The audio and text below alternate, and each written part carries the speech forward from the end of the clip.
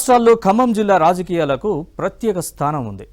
అన్ని పార్టీల నేతలు ఇక్కడ జరిగే పరిణామాల్ని ఎప్పటికప్పుడు నిశితంగా పరిశీలిస్తూ ఉంటారు.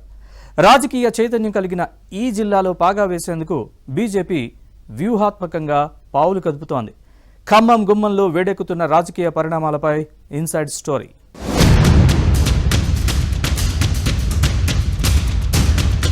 పార్లమెంట్ ఎన్నికల్లో తెలంగాణపై బీజేపీ ప్రత్యేక దృష్టి పెట్టింది. రాష్ట్రంలో ఎక్కువ స్థానాలు దక్కించుకునేందుకు వ్యూహాత్మకంగా అడుగులు వేస్తోంది.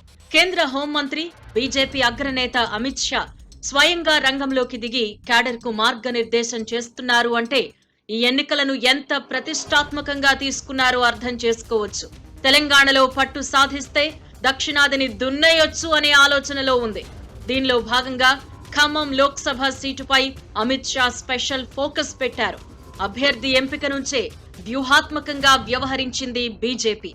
మాజీ ఎమ్మెల్యే జలగం వెంకట్రావు సీట్ ఆశించి కమలం పార్టీలో చేరారు. కానీ సర్వేల్లో వ్యతిరేకత రావడంతో ఆర్ఎస్ఎస్ లో కీలకంగా పనిచేస్తున్న పారిశ్రామికవేత్త తాండ్ర వినోద్రావుకు సీటు కేటాయించింది బీజేపీ.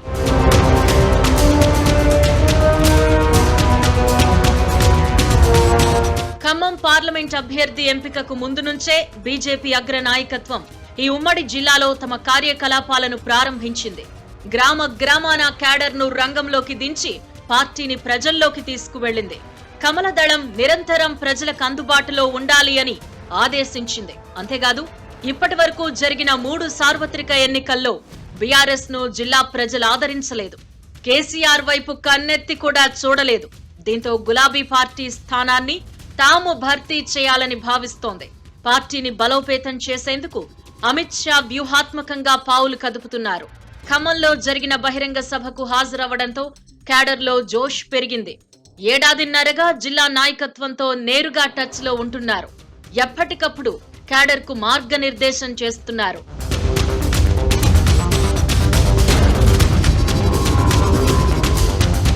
మరోవైపు ఖమ్మం పార్లమెంట్ సీటుకు పోటీ చేసే అభ్యర్థిత్వంపై కాంగ్రెస్ లో విపరీతమైన పోటీ ఉంది. జిల్లాకు చెందిన 3 మంత్రులు సీటు తమ కుటుంబ సభ్యులకే కేటాయించాలని పట్టుబడుతున్నారు. దీంతో కాంగ్రెస్ అధిష్టానం ఎటూ తేల్చుకోలేకపోతోంది. బీఆర్ఎస్ అధినేత కేసీఆర్ తమ అభ్యర్థిగా సిట్టింగ్ ఎంపీ నామా నాగేశ్వరరావును ప్రకటించినప్పటికీ గులాబీ దళం పూర్తి స్థాయిలో రంగంలోకి దిగలేదు. ఈ పరిణామాలను తమకు అనుకూలంగా మార్చుకునేందుకు బీజేపీ పావులు కదుపుతోంది. గ్రామాల్లో విస్తృతంగా పర్యటించాలి అని తమ పార్టీ అభ్యర్థి తాండ్ర వినోద్రావును బీజేపీ అధిష్టానం ఆదేశించడంతో ఈ నేత అదే పని చేస్తున్నారు. అంతేకాదు బీఆర్ఎస్ కాంగ్రెస్ లో అసంతృప్త నేతలను తమ వైపు తిప్పుకునేందుకు ప్రయత్నిస్తున్నారు ఖమ్మం లోక్సభ బీజేపీ అభ్యర్థి.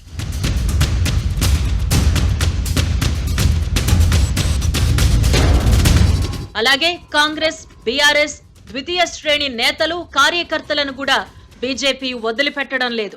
అసంతృప్తిగా ఉన్న నాయకులను గుర్తించి ఆపరేషన్ ఆకర్ష్ కు పావులు కదుపుతోంది.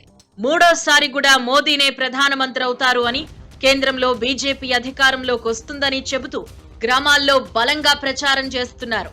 బీజేపీ అమలు చేస్తున్న సంక్షేమ అభివృద్ధి పథకాలను విస్తృతంగా ప్రజల్లోకి తీసుకువెళ్తున్నారు. పార్టీ పరిస్థితిపై ఆర్ఎస్ఎస్ వర్గాలు ఎప్పటికప్పుడు సమాచారం సేకరిస్తూ అధిష్టానానికి నివేదికలు పంపుతున్నాయి. వాటిని పరిశీలించి క్షేత్రస్థాయిలో లోపాలను సరిదిద్దేలా బీజేపీ అధిష్టానం ప్రణాళికలు అమలు చేస్తోంది. ఖమ్మంలో అమిత్ షా వ్యూహం ఫలిస్తుందా?